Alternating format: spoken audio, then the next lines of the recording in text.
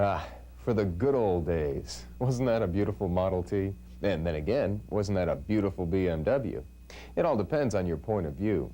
One thing is for certain, the old cars were easy to repair. Well, things have changed. Added conveniences and government regulations, anti-skid and airbags, four-wheel drive and four-wheel steering, even environmental temperature control. The method? Electronics, computers, the little black box. The Corporate Training Department of Standard Motor Products presents this video training program as part of our continuing effort to keep you up to date on how to repair today's cars and remain profitable. This HyGrade fuel systems training module covers the Honda electronic fuel injection system. In order to competently and profitably repair this system, the mechanic must have certain hand tools and test equipment. Also, he should have a working knowledge of the basics of fuel injection and have an understanding of the engine computer control system. He should also be familiar with the concepts of open loop and closed loop. And most important, he should be familiar with electrical and electronics diagnostic procedures. By now, I'm sure you're wondering, where is this program going? What will I learn? I don't work on import cars. Well, you're not alone. Many mechanics don't think they work on import cars. But what is a Ford Probe? Who makes the Chevy Prism? It's probably safe to say that aside from factory dealers or import specialists, most mechanics do not feel comfortable with what they know about import cars. So as you follow along with this video program, we will supply you with the information needed to profitably repair the Honda PGM fuel injection system and the computer control system that regulates it. Ready? Before we actually begin working on the Honda system, what is it trying to accomplish? What does each of the components do? And how do they interact with each other to affect the operation of the vehicle? The main purpose of the entire system is to allow the vehicle to give good fuel mileage and meet the federal emission standards, but not at the expense of customer satisfaction in relation to good acceleration and smooth operation. Before we go into the details of Honda's PGM FI system, it is important to remember that all fuel injection systems can be split into three basic subsystems. 1. The air management system. 2. The fuel control system. And 3. The influence of the engine control computer on fuel and air delivery. As you can see on this Honda, the main components of the air management system consist of the air filter and ductwork and the throttle body assembly. On the throttle body assembly is a dashpot for manual transmission vehicles and dashpot check valve, a series of vacuum ports, and an idle adjusting screw. On the other side of the throttle body is the throttle angle sensor. Also part of the air management system is this fast idle mechanism mounted on the side of the throttle body. Included on part of the air management system are a series of air bypass valves and solenoid assemblies. These include the idle control valve, an automatic transmission idle control solenoid valve, and air conditioning boost solenoid valve. The solenoids are centrally located in the control box adjacent to the firewall. The fuel control system consists of an electric fuel pump mounted in the fuel tank. Its output travels through a very fine filter mounted on the firewall. The fuel then travels to the fuel rail and into the individual fuel injectors. To maintain pressure in the fuel system, there is a fuel pressure regulator on the end of the fuel rail. Excess fuel not used by the injectors travels through this regulator and back to the fuel tank. The Honda computer control system has been used extensively throughout their model lineup since the early 80s. This control system is even utilized in many of the carbureted vehicles. Remember, as we study the system, most of the information is directly applicable to the Acura Integra and Legend sedans, and also to the Sterling. It is important to note that during this program, we'll be studying the engine control computer and the program fuel injection system. The computer interacts with the ignition and emission control systems also. Details concerning those systems can be found by studying the Standard Motor Products Ignition Systems Training Program on Honda. Details of the engine computer control system show that the ECU receives sensor input information from a crank angle sensor signaling engine speed and to sequence the injectors. A manifold absolute pressure sensor measures vacuum. A vehicle speed sensor. A coolant temperature sensor signal triggers the system for cold startup. An intake air temperature sensor. A throttle angle sensor aids in information used for acceleration and deceleration fuel cutoff feedback. An oxygen sensor sends information to adjust fuel injection pulse width. A battery voltage input. A starter signal. An atmospheric pressure sensor. And a series of miscellaneous switches, including an air conditioning compressor switch, an automatic transmission switch, etc. The computer utilizes the sensor input information and processes it along with internal pre-programmed memory. The computer then responds with signal outputs to various control devices, including the fuel pump, main relay, the injectors, the EGR control valve, various idle speed control solenoids, and an ignition timing solenoid.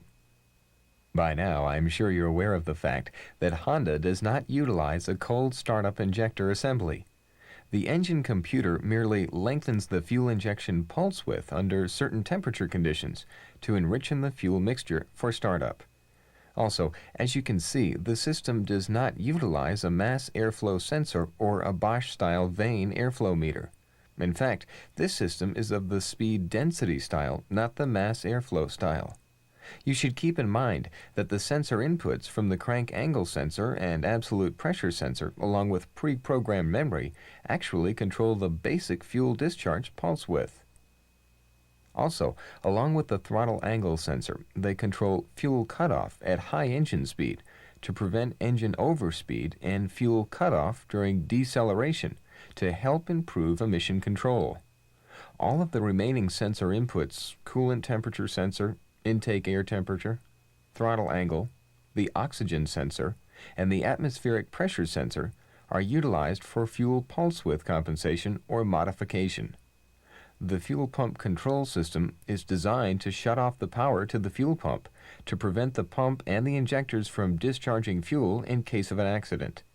Another bit of information you should remember is that the computer has a fail-safe or limp-in mode. The computer controls the fuel system and supplies a fixed rate of fuel when the ECU detects a failed sensor or a problem in itself. This operating mode will at least allow the vehicle to return to the repair facility, although it may not run very well. Before we begin working on some problems on various Honda automobiles, let's take a closer look at some of the components. The engine has two magnetic pickups. One is called TDC, or top dead center. It supplies a signal which serves to indicate when injection should take place on each cylinder.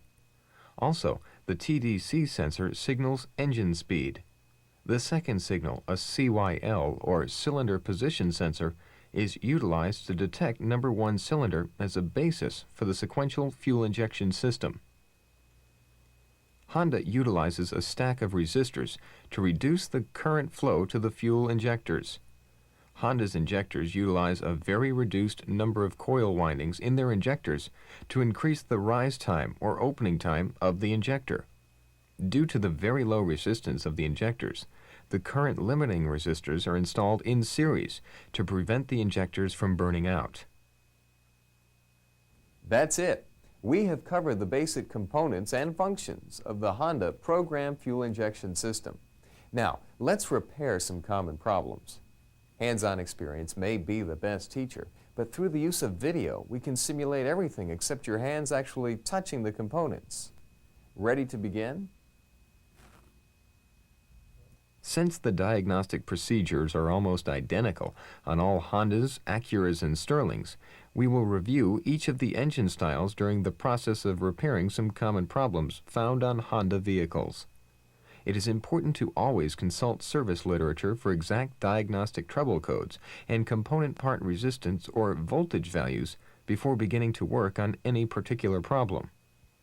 The key to a successful and profitable repair on any Honda is to follow a logical approach to troubleshooting. First, always ask the customer the questions necessary to determine exactly what the complaints are. Remember, you cannot diagnose a problem that doesn't exist. Keep in mind that the self-diagnostic system on this vehicle or any vehicle cannot troubleshoot everything. There are certain things that should be checked visually or with some simple test equipment, like a volt-ohm meter or a fuel pressure gauge, before beginning to work on any of the components in the system. Since we will not be discussing any particular component problem, let's follow through the diagnostics and repair procedure on some commonly heard customer complaints and utilize the onboard diagnostic system following a logical troubleshooting procedure. The first hint of a vehicle problem, other than a complaint of drivability or hard starting, will be when the dashboard indicator light for the PGM FI system lights during engine operation or stays on for an extended period of time once the vehicle has started. This will normally bring the customer into your shop. Let's take a look at this Honda. The customer's complaint has been nothing more than the check engine light has been on. Let's follow through the diagnostic trouble tree and isolate the particular problem. So that you won't be searching all over the vehicle for the engine control computer and the diagnostic readout lights, we'll show you where they are. Honda Prelude locates the computer and diagnostic assembly on the left-hand side of the vehicle, adjacent to the left rear passenger seat, or as Honda would say, on the driver's rear pillar post. Also, the atmospheric pressure sensor is located adjacent to the computer. On other models, including the Sterling and the Acura, the engine control computer can be found underneath one of the front seats. It is not necessary to remove the seat. It has been done here for illustration purposes only. Also, do not remove the top cover from the computer. It has been done to illustrate the componentry on the inside. As you can see, the computer is a very sophisticated assembly. With the computer positioned so that we can get a better look at the LEDs, you will see that there are two lights, a red and an orange. Some other computers may have only a red light. In these two styles, the computer trouble codes will be read out as flashes of the red light. You merely count the number of flashes. A third style engine computer contains 4 LEDs. As you can see from this illustration, the first light signifies a unit or a 1. The next light signifies a 2. The next light indicates a 4. And the last light indicates an 8. As you can see, lighting a combination of the 1 light and the 2 light, we have a trouble code 3. They add. A trouble code 4 is an individual light. A 5 is a 4 light and a 1 light. Obviously, a 6 would be a 4 light and a 2 light. And 8, the individual 8 light. A 13 is an 8, a 4, and a 1. Utilizing these 4 lights, any possible combination exists. It is important that you consult service literature on the exact year and model of vehicle being tested to derive the exact trouble codes and the corresponding component. The last thing to be concerned about is if the number of light flashes or blinks exceeds 13, or if the trouble code indicator stays lit. If it does, then you probably have a faulty engine control computer. Turning on the key to start self-test, we show a 1 code followed by a pause, then by another 1. A 1 signifies no particular symptom or component has malfunctioned, but that the idle speed is erratic. This can be caused by either an injector, a fuel system problem, or problem in the oxygen sensor circuit. We're going to follow Honda's step-by-step procedure for a code 1, and during the process, we will check out most of the subcomponents in the fuel control system. This will be the best way to illustrate how to diagnose problems on a Honda. Some of the remaining trouble codes specifically signify a component malfunction. For example, a 5 means that the manifold absolute pressure sensor has a problem.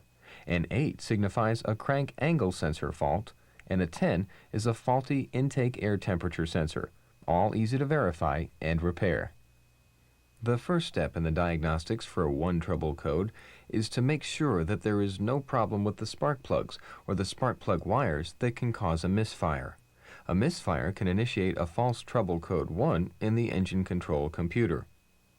After checking the plugs and wires, continue with the diagnostics. Start the engine and allow it to come to operating temperature. Once at temperature, check the oxygen sensor voltage and/or wiring. The oxygen sensor is the best key to the condition of the fuel system, whether it is running rich or lean, whether we have a bad fuel injector, etc. Monitor the voltage output with a digital voltmeter. A good connection point is at the oxygen sensor itself. An alternate connection can be found at the computer harness. You can even use a Honda breakout box installed at the computer. Slowly increase and decrease the engine RPM. As the RPM increases, the voltage should increase. As the RPM falls, the voltage should fall. Quickly accelerate the engine to approximately 4,000 RPM. You should read between 6 and 7/10 of a volt. Allow the engine to come back to idle.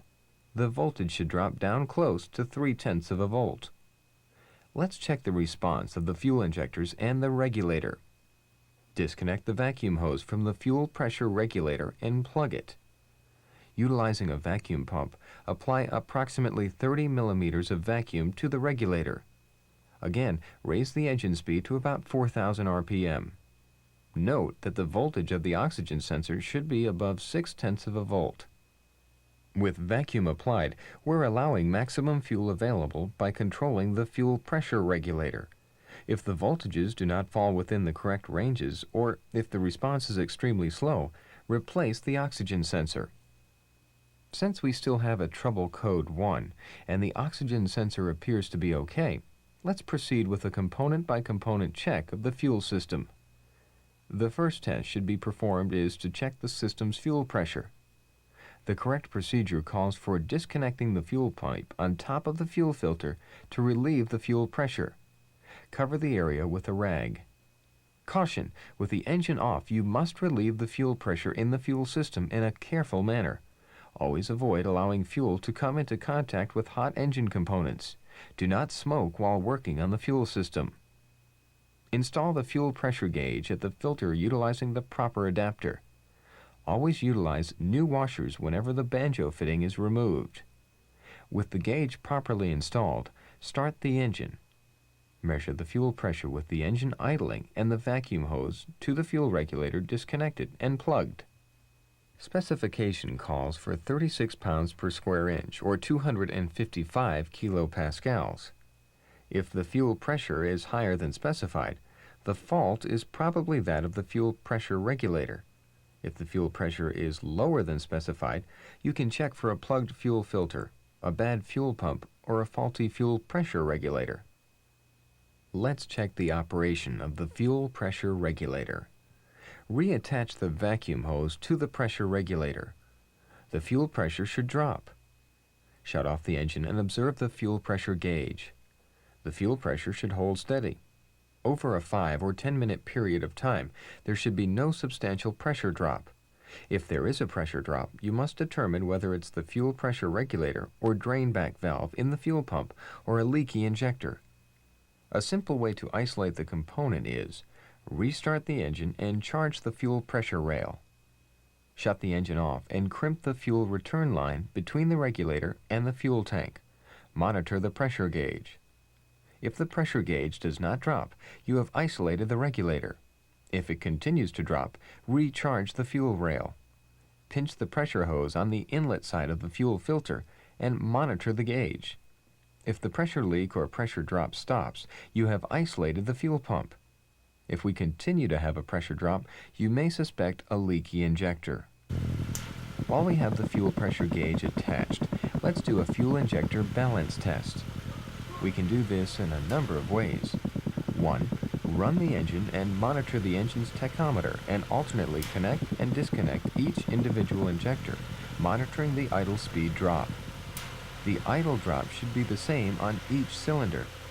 If there's no noticeable engine speed drop, that particular fuel injector is not contributing fuel.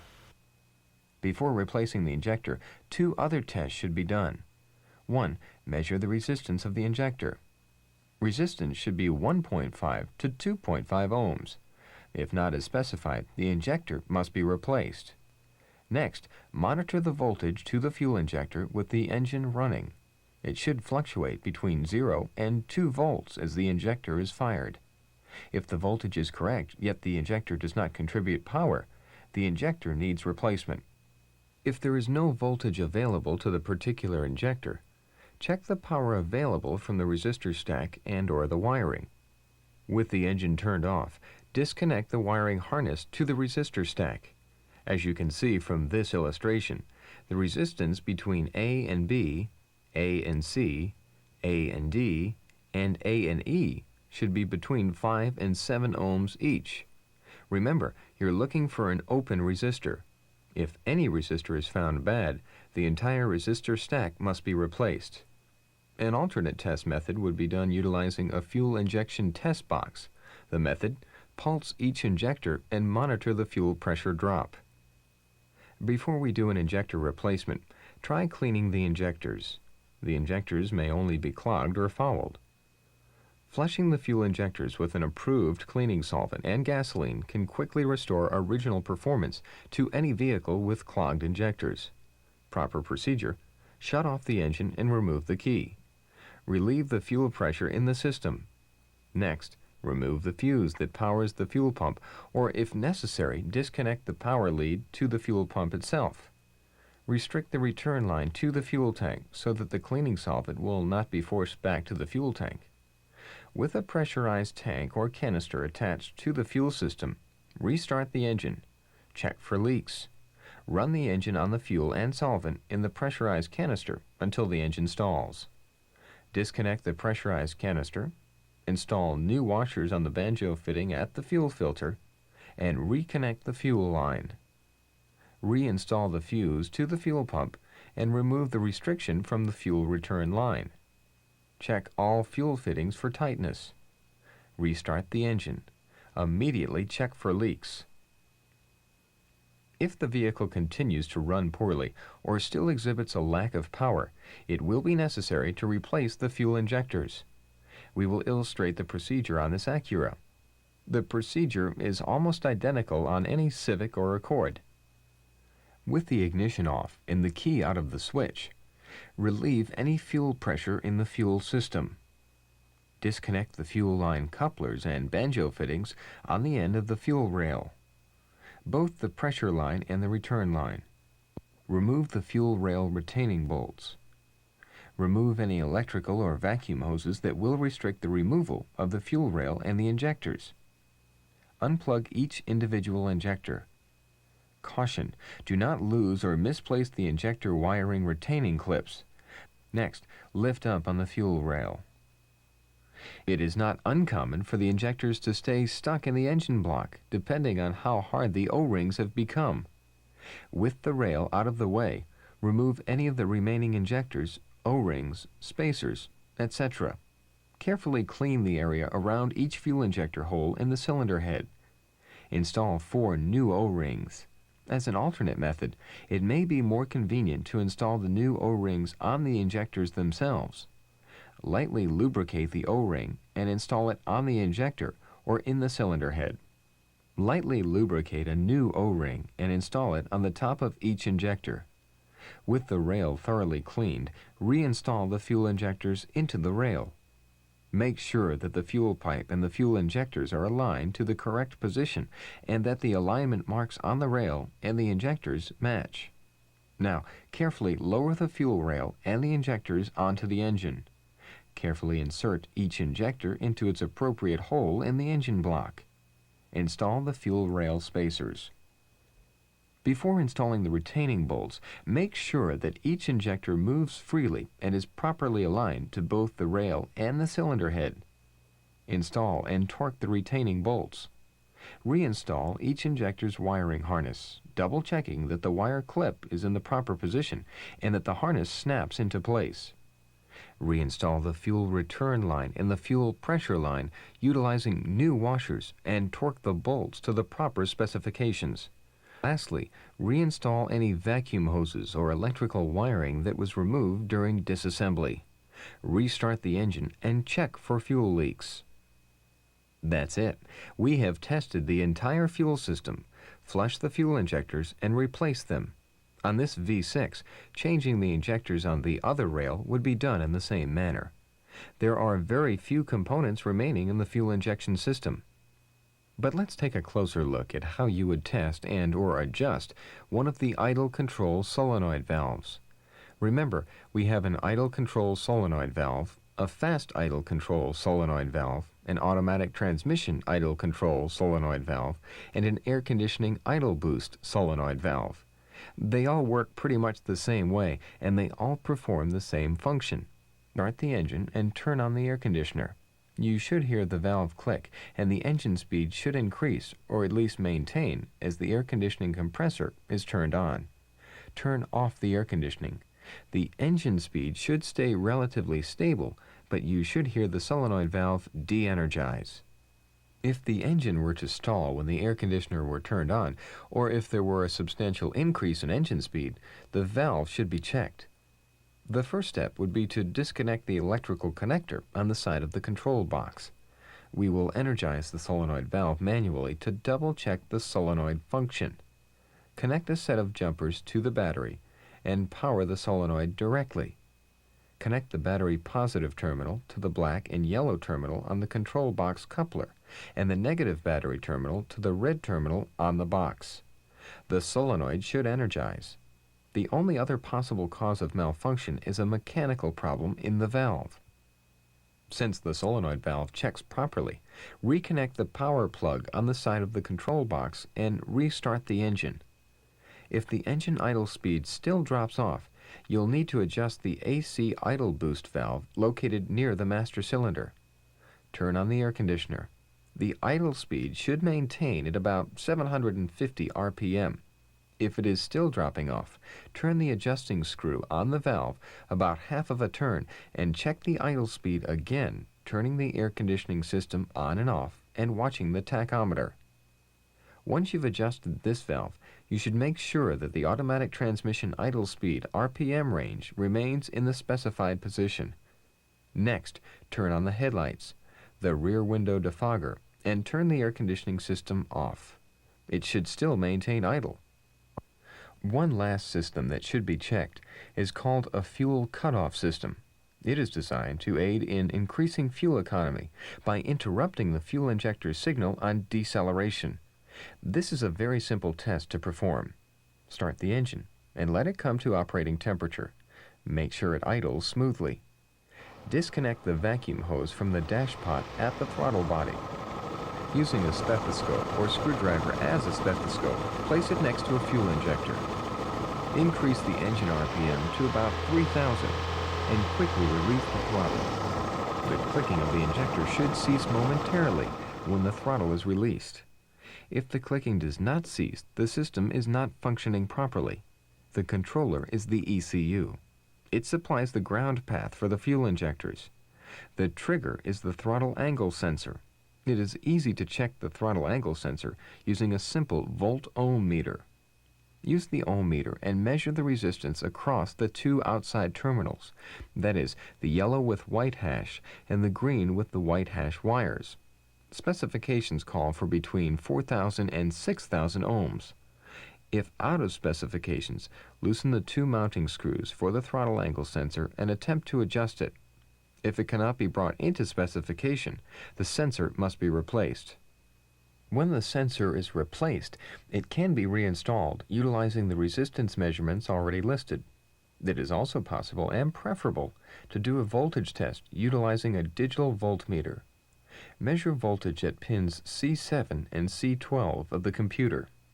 With the sensor installed and plugged into the harness, C12 and C7 has been reached. Then lightly tighten the screws. Restart the engine and recheck the fuel cutoff system. If it checks correctly, tighten the screws. That's it. We have shown proper testing and replacement procedures on many of the components in the fuel system. We have also rectified an on-vehicle problem utilizing the diagnostic system. The final step in any repair is to road test the vehicle and verify repair of the customer's complaint. This concludes working on the Honda PGM fuel injection system. As you have seen, it is not difficult to troubleshoot and repair utilizing some simple test procedures. I would like to take this opportunity on behalf of Standard Motor Products and its corporate training department to thank you for purchasing this video, and we hope you will consider us for your future replacement parts needs.